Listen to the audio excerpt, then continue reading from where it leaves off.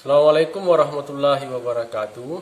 Selamat pagi Ananda semua, khususnya kelas 7. Hari ini kita berjumpa lagi dalam mata pelajaran ilmu pengetahuan alam.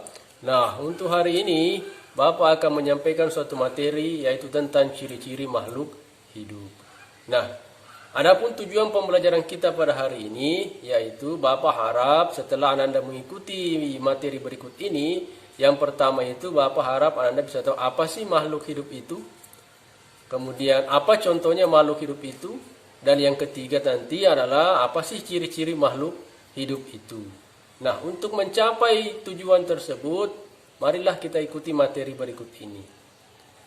Makhluk hidup adalah semua makhluk atau segala sesuatu yang bisa memenuhi kriteria ciri-ciri makhluk hidup bisa terpenuhi. Contoh misalnya itu makhluk hidup itu ada 4. Yang pertama itu adalah manusia. Yang kedua adalah dunia binatang atau flora atau fauna. Yang ketiga itu adalah dunia tumbuhan atau flora. Dan yang keempat itu adalah mikroorganisme atau makhluk renik yang tak kasat mata.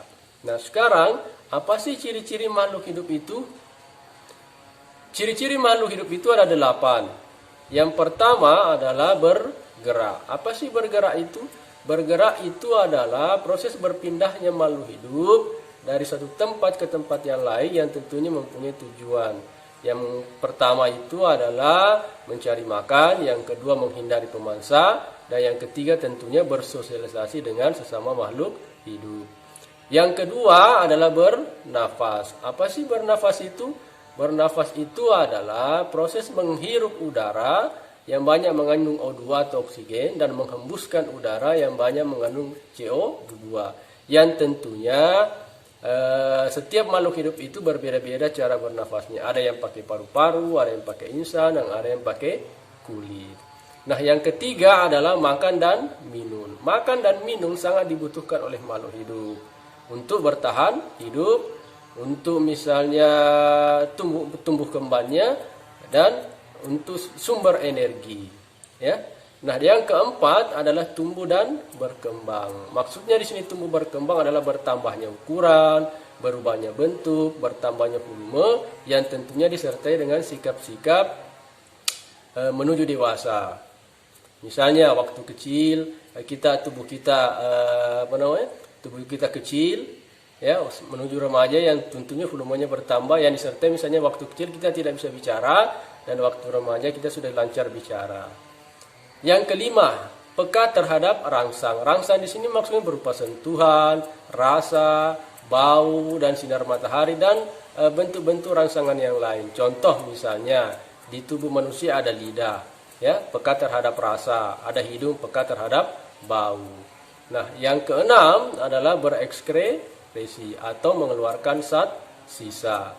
Contoh misalnya kalau kita berolahraga atau bekerja keras, maka kita akan mengeluarkan keringat. Ataupun misalnya di tubuh manusia itu ada feses dan urin yang merupakan zat sisa hasil pembakaran metabolisme makanan yang kita makan. Sekarang yang ketujuh adalah ciri makhluk hidup yang ketujuh itu adalah bereproduksi atau berkembang biak, yang tentunya mempunyai tujuan yaitu melestarikan spesiesnya supaya tetap lestari. Nah, yang kedelapan adalah beradaptasi. Beradaptasi itu artinya penyesuaian diri makhluk hidup terhadap lingkungannya yang tentunya mempunyai tujuan agar dia bisa bertahan hidup. Contoh misalnya beruang kutub. Beruang kutub hidup di lingkungan yang sangat dingin, maka dia harus beradaptasi dengan cara menebalkan kulit dan bulu-bulunya. Berbeda dengan beruang kita yang ada di Kalimantan yang berbulu tipis. Oke. Demikianlah materi yang sempat Bapak sampaikan pada hari ini. Mudah-mudahan apa yang saya sampaikan jelas dan bisa Anda pahami semua. Sampai jumpa di pertemuan berikutnya. Sekian. Assalamualaikum warahmatullahi wabarakatuh.